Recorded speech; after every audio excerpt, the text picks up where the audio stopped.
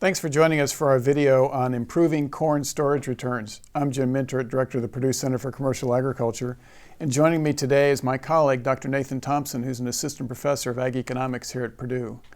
We're going to talk a little bit about ways to improve corn storage returns, but to do that, we really need a better understanding of deferred corn basis. So basis that's computed using a deferred futures contract is really composed of the nearby basis computed off of the nearby futures contract, and the futures market carry, the spread across futures contracts that exists at a particular point in time. So deferred basis is just the nearby basis plus the market carry. In a straightforward storage hedge, which we covered in a previous video, the hedge is placed directly into the deferred futures contract that expires shortly after the expected cash market delivery date. And when you do this, the gross return to storage really equals the improvement or the increase in deferred basis that occurs during the storage season. So the storage hedger is really trying to capture the increase or improvement in basis that takes place during that storage season. But you know, Nathan, since that market carry was effectively set or locked in at the outset, that creates a little bit of a challenge, doesn't it? That's right. So with that kind of basic storage hedge strategy where we sell straight into the deferred futures contract, we're locking in that market carry on the day that that futures contract is sold. And so what we're really looking at then is just improvements in deferred basis being limited to improvement in nearby basis, right? And you've locked in that kind of futures market carry component of the equation that we have there on the screen. And so, by initiating that hedge kind of directly into that deferred futures contract, we rule out any sort of increases or changes in that market carry value.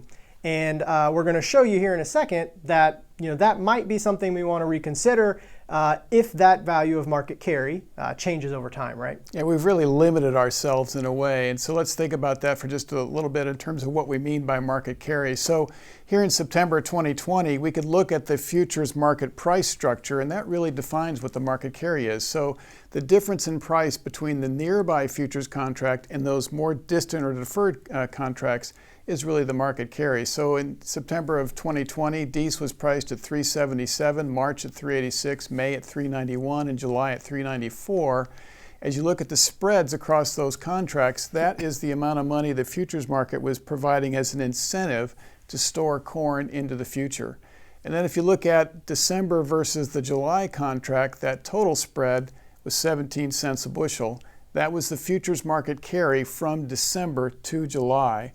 And I think your point was if you start off the hedge by placing it in the July, you've effectively locked yourself in at that 17 cents, right? That's right. So on the day that you sell, whatever that spread is, that's locked in. If we sell straight into that deferred futures contract, and again, that may not be a bad thing, but we want to look a little bit closer at kind of how that might change over time. The other thing that I want to make a point on, because I think it's really useful to think about it as we look at this chart, is a lot of what we're going to show you today in terms of any sort of seasonal patterns in these carry values. We're going to look specifically at that spread between December and July futures contracts for corn. You could look at these spreads, for any of these kind of differences between these futures contracts. We look at that one just because it's kind of a convenient, it kind of aligns with maybe a period of time when we'd be thinking about storing corn into the following, springtime, early summer time frame. But you could look at these for any of those spreads that you want to look at. Just what we're going to present here today specifically focuses on that spread between July and December. Yeah, good point. So let's examine deferred basis a little more closely. So if the cash corn price today is 367, deferred basis computed off the July futures contract using the prices we've already shown you on the screen would be 367 minus that 394 July futures price, and that deferred basis would be negative 27 cents, meaning that the cash price is 27 cents below the futures price, below the July futures price. But we can also decompose that into the nearby basis minus the market carry that existed. So if we take that 367 cash minus the 377 December futures, which gives us a minus 10 cents, minus the 17 cent premium of July over December, we wind up with that same value of minus 27. So in a way, what we've done is decompose that deferred basis into its two component parts, namely the nearby basis and that market carry that exists in the futures market. And Nathan, anytime you do that, anytime you're able to split it into components, that creates some opportunities, doesn't it? Right, so that just gives us that much more flexibility as we think about those two pieces of that deferred basis, so the nearby basis component and then the futures carry. And anytime we can think about those separately, we want to think about, well, when can we kind of make some decisions on those two components that kind of maximize that piece of the equation, right? And so locking them in independently might create some opportunities, not necessarily every year, but certainly create some opportunities over time to improve returns. Right. So our goal as a hedger is going to be to capture the premium of July over December futures when it's likely to be at its widest level. Now, we're not going to be able to do that year in and year out, but we can do some things that maybe put the odds in our favor, right? Right. So here's futures market carry, and it tends to be weakest in late winter or early spring and tends to peak in the fall. And Nathan, you've looked at this pretty closely working with one of your graduate students. Yeah, so we kind of dug into that futures price data and tried to just generate some kind of average, we'll call them seasonal trends. And so what we have here is, so this is new crop, December, corn futures, relative to that July deferred futures contract. So just for context here, right? So when you look at that horizontal axis, so we're talking about starting in January of, say, 2020 and looking at the difference in December 2020 and July 2021 futures, right? So we're talking about pre-harvest here. That's the time frame that we're looking at. And we look at kind of how the spread between those two contracts varies throughout that period of January 1st through about the harvest time frame right up to November, with the December corn futures contract expiring there in December, right? And so, like you said, what we see is that on average, and again, it varies from year to year, but on average, we see this kind of strengthening trend, or widening trend would probably be a better word here, between those two contracts. And so pretty weak there in the late winter, early spring months. But then we see the spread between those two contracts start to widen, and really it, on average, reaches kind of its widest point. So we get the most carry right around harvest time, right close to when that December corn futures contract is going to expire. And it makes a lot of sense economically, right? If you think about it, that's the time frame when most years, when we at least certainly have normal crop production, when the demand for storage space would be highest, and we need to provide the strongest incentive to people to store the crop. And that's exactly what the market is telling us, right? That's right. So as a hedger, we want to capture that at its widest possible level. Exactly. Right? So you pointed out the numbers there, looking at the averages. In the springtime, that spread been averaging about 15 cents. And as you move out to fall, averaging about 21 cents. So over that 30 years of data you looked at, on average, picking up an extra 6 cents. Yeah, so not a huge number, but again, I think it's really important anytime we're looking at a chart of averages to be very careful and understand that there's 30 points that kind of lie underneath each of those numbers, both the 15 and the 21. And so that 6 cents could probably be a dime some years, and it might be a little less in some years. But on average, we would expect to be able to pick somewhere up, between a nickel and a dime between those two points in time in terms of the widening of that spread between those contracts. Okay, now let's take a look at futures price, because you also looked at futures price seasonality, and it has a different pattern. Right, so it becomes really important as we think about this trend or this seasonality and the spread of those two contracts to then lay over top of that this kind of seasonal trend in futures prices. And so just to take a little bit of a moment here to explain the value on the green line here. So this is an index.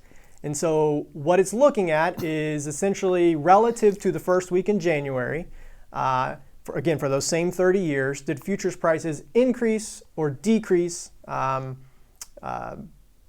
that particular month and week? And so, for example, like I said, January week 1, the green line is equal to exactly 100, right? And so anytime that line goes above 100, that means typically new crop December corn futures contracts would increase relative to that first week in January. And anytime that green line dips below 100, then that new crop corn December futures price is going to be lower than it was that first week of January. And again, just for context, remember, we're looking at this kind of pre-harvest price time frame. just to kind of keep us in terms of what we're looking at here. And so what we can see when we look at this chart is that, new crop December corn futures tend to reach their seasonal peaks in the late spring, early summer months. So for example, that 103 and 104 represent kind of the point throughout that period of when those new crop corn futures prices are at their highest. And then what we see is that, reverts down to what we would call seasonal lows around harvest time. We would expect to see that corn futures price kind of dip down. So when you look at that price premium you pointed out in the spring, I think a lot of our viewers are probably thinking about that as being a weather market premium, right? That's exactly right. That's planting season, and there's always some concerns, it seems like, about the crop not getting planted or the speed at which is being planted, or maybe some considerations with respect to weather conditions after planting. And that tends to create some strength in the futures market, and that's really what the chart's reflecting, right? That's exactly what we're looking at. So then the interesting thing about the chart is those two colors on there, green and purple, have peaks at different points in time, don't they? That's right. So that's what kind of complicates what we're talking about here a little bit. So we argued at the beginning that if we can decompose that deferred basis into the nearby basis and the futures price spread components, and we can maximize those things, that would be great. But what we look at here is we say, okay, well, there in the spring months, we get these relatively high futures prices. And great, we want to hedge, when futures are seasonally high. Unfortunately, what happens is, those futures prices decline, but then what we see is when they're high is when that market carry tends to be its narrowest, right? The narrowest difference between that December and July futures contract, which is not favorable when we're talking about these storage returns. And so the kind of converse of that is that when that market carry tends to be its highest, when that spread is widest, well, again, those futures are low. And so we need some sort of way, or I guess I'll ask you, is there a way that we can maybe take advantage of both of those things? Well, I think that the chart really illustrates why we want to do this, right? That's right. We want to try and split these up. That's clearly an advantage to us if we can take advantage of the seasonal strength in futures in the spring, but also take advantage of the seasonal strength in the market carry in the fall. And, right. and to do that, we're going to have to maybe think about things a little bit differently in terms of placing our storage hedge. So the solution is a technique that's known in the trade as rolling a futures hedge, in this case rolling a futures storage hedge, to avoid locking in that weak futures market carry when initiating a spring or early summer corn hedge. You would start off by initiating the hedge in the new crop December futures contract prior to harvest, and later on, when the spread across those futures contracts looks attractive, roll the hedge forward to a deferred futures contract. In the case of our example here, we're looking at July, but it could be one of the other ones a little earlier than that. So just to clarify here, so when you say roll the futures hedge, can you maybe just quickly give us an explanation of what you mean practically? Yeah, good question. So if I start off by selling December futures as my hedge, what I'd want to do in the fall, for example, maybe in November or late October, is offset that original December futures hedge, and then as I exit that, simultaneously sell a deferred futures contract. And in our case, we're going to look at selling the July futures, but it wouldn't have to be. It could be the May, could even be the March contract, depending on your individual situation. But sell one of those deferred futures contracts to replace the December hedge that we just offset. And so essentially what happens there is that we buy back that original nearby contract, and like you say, simultaneously sell the deferred contract. And when we do that, what happens? We lock in the market carry at that point in time, right? Yeah. And that's what we're talking about. So if we had sold that deferred futures contract earlier in the year, like the chart shows, that spread is narrower. But if we wait, when we roll, that's when we lock in that futures price spread. And if it's wider, that's why we're talking about that being a more favorable kind of strategy. And if you think back to the chart we had earlier where we showed that how that spread tends to change, that's how you would capture that extra 6 cents we were talking about. Although that was just the average, it could be a different number than that, but clearly that's how you would capture that. So this strategy provides some flexibility to lock in more favorable, profitable prices, right, for prior to harvest in particular. It helps us retain the opportunity to capture increases in futures market carry that usually occur, and I want to emphasize they don't always occur, but they usually do. That's what we're talking about here, is trying to do something where we put the odds in our favor. And then finally, we retain the opportunity to benefit from increases in the nearby basis that take place as storage season progresses. And of course, that's the essence of any storage hedge, is to capture the increase in basis as the storage season progresses. So you've looked at this quite a bit in detail over time. I'll let you share some of those results. Yeah, so there's kind of a lot that underlies this, but what I really want to explain is just kind of how this performs on average, and then maybe think about some kind of frequency of the performance of this kind of hedge and roll strategy. And so just to kind of quickly go through what we're looking at here, we got 3 strategies on the screen. So we have an on-hedge storage return strategy. So that is just essentially we put corn in the bin at harvest. We don't take any position in the market. We just wait and see, right? Meaning we speculate both on futures and basis. And in this example, as you can see at the top of the slide, we sell that corn in May. That's the time frame. And again, that's a decision that the farmer has in terms of the timing of that ultimate sale. But in this example, we had to set a time frame so we could kind of look at those average returns. So this is assuming we sold in May. The second strategy there on the slide is what we've called the basic storage hedge. Which is kind of where we started our presentation today talking about. So that's where we sold straight into the deferred futures at harvest. So again, we put grain in the bin. We didn't want to sell prior to harvest. We put grain in the bin. We sold the futures at contract at that point straight into the deferred July contract. And then the last strategy is essentially what you just walked us through on the previous slide, and that is what we're calling this hedge and roll strategy. And just to be clear on what the underlying assumption there is we sold the nearby futures contract in June. So June was about where we saw the peak on that seasonal futures price line, the green line that we looked at. So again, you probably wouldn't want to sell everything at that one particular point. You'd want to spread some of those sales out. But for the purpose of this example, that's the assumption that you every year for the past 30 years, you sold new crop December corn futures in the June prior to harvest, so a pre-harvest sale. And then again, like you described, you rolled that hedge forward out of December into the deferred July contract right there at harvest when, again, we saw that spread between those contracts on average was widest. So we basically picked the timing of that initial hedge and the roll for this strategy when history told us that was most advantageous. And again, that doesn't mean we picked the optimal in every given year. We kind of created the thumb rule based on the averages, and then we kind of implemented that over time to see how it performed. Does that make sense? Yeah, and so you looked at this. These are the average returns. That's right. But then you also looked at it year by year to get a handle on how often these different strategies played out, right? That's right. So, starting with the averages there for the on-hedge strategy, 30 cents, the basic storage hedge, 19 cents, the hedge and roll, 41 cents a bushel. Okay, so these are above cost. These are net returns. So we've accounted for both on-farm storage costs. We just assess a 1 cent per bushel per month on-farm storage cost to account for some of the things that would go into that. And then we also accounted for the opportunity cost. And that's the net returns that we see. And so you can see the hedge and roll strategy did perform best on average, but the other two strategies also had positive returns over that time frame. But then, maybe where it gets a little more interesting, because again, averages can be a little deceiving, like we've already talked about. There's a lot of that happened in those individual years.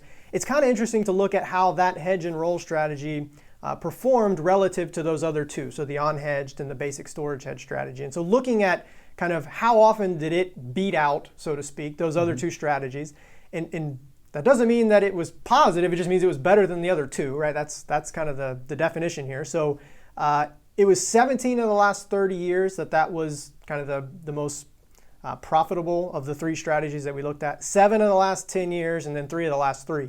So when you think about frequency of being the best of at least the strategies we're evaluating here, it certainly appears to have some advantages in terms of a strategy that you might want to think about using as part of your overall kind of marketing portfolio. And I think that's a key in terms of this is not a one-year recommendation. If you're going to implement this, and you really want to improve returns, it's a multi-year kind of a thought process, isn't it? It is. It's I don't know if long-term strategy is the right word, but it's not a silver bullet, I guess, is the point, right? And so in any given year, any of these strategies can perform better or worse, but this one certainly looks to have some pretty strong potential. And it's one that you in any given year may not do great relative to the other two. You might do a lot better. But if you stick with it over a long period of time, that sort of thumb rule, basically what drives kind of the economics of what's driving those futures spreads and what's driving that futures price seasonality, right? There's fundamental things that drive those things. So implemented over a long period of time, on average, it certainly would appear that kind of strategy would pay off as part of a marketing plan. Yeah, it shifts the odds in your favor, really. It does. That's what we're talking about, right? So let's take some quick takeaways. So the first one is taking seasonality into account in your marketing strategy can improve your storage returns, right? Seasonality of futures prices and seasonality of these market carries that we've been talking about as well, right? That's right. So I think that's really the main thing we're trying to point out here is that we've talked about in other videos in the series about this on-hedge strategy and about the basic storage hedge strategy. And really what we're pushing for here is if you're willing to take a couple of extra steps and you're willing to kind of maybe go to the next level of your willingness to participate in developing your marketing plan and understanding, these seasonal trends can really give you some advantages, right? In terms of decomposing, again, that two components of that deferred basis and being able to implement a strategy that kind of maximizes both of those components as best we can. So again, futures prices peak in the spring and summer. So that's when we tend to see that weather market have maybe a potential rally in futures. Locking in those favorable prices can be a good thing. And again, those futures prices tend to decline towards harvest. Opposite of that pattern is that the difference between that December and July futures contract is weak there in the late winter and early spring, and then gets stronger as we move towards harvest. Yeah, so we're really talking about a couple of things here. One is storage hedging is an opportunity to capitalize on the fact that basis tends to become more positive as you move through the course of the storage season. And then we're taking that one step further and saying, if you decompose that basis computed off a deferred futures contract into its two components, you discover quickly that market carry has a different seasonal pattern than the futures prices. And by splitting that into its components, you've created an additional profit opportunity. So you got two things that are kind of working in your favor. One is the improvement that takes place with respect to basis, and more specifically nearby basis. And then secondly, the improvement in the market carry that might take place. And if you construct a strategy that over time is designed to help you capture both of those, you've shifted the odds in your favor in terms of proving your returns. And as we mentioned a couple of different times, we really consider this a multi-year strategy. And it's not a strategy you want to implement in every single bushel you produce. It's going to be part of a portfolio of the strategies that you use to help market your corn on your farm. And I also think that it's important to point out that we've talked about this in previous videos in the series, and it comes into play here. We maybe underplayed it a little bit, but you don't want to follow any of these strategies blindly in any given year, right? That's certainly not what we're promoting here. And so you want to read the storage signals in a given year, and you want to read what the market's telling you in a given year, and respond to that, right? So we're not recommending that you just do this every year. So for example, the idea of rolling that hedge in the fall. Well, if futures markets are inverted in the fall, right? Meaning maybe we have a short crop, the market wants that corn now, you would just stop, right? You wouldn't roll the hedge and continue along in the way that we've kind of developed the strategy. And so I think it's important to kind of point that out in the sense of, it is a long-term strategy, but it's also a strategy that takes some diligence and a little bit of effort to kind of follow what's happening in the market currently, and whether or not this is the time to pull the plug on this particular strategy, or this is just not a year where the market's telling us it wants us to store grain, right? Yeah, great point. So, well, that kind of wraps up our discussion. If you need some additional help, though, with basis, we do have the crop basis tool available on the Center for Commercial Agriculture website. Provides crop basis information by crop reporting district for the states of Indiana, Illinois, Michigan, and Ohio. And that's updated weekly. That's something you do every Friday morning, I think, with weekly updates. So a good way to track not only what basis history has been, but as what's taking place with basis in the current environment. So lots of different flexibility there in terms of how you look at basis. If our viewers haven't tapped into that, I encourage you to do that. So that's available at the Purdue Center for Commercial Agriculture website, which is purdue.edu/commercialag. And with that wraps up our discussion. On behalf of the Center for Commercial Agriculture and my colleague Nathan Thompson, I'm Jim Mintert. Thanks for joining us.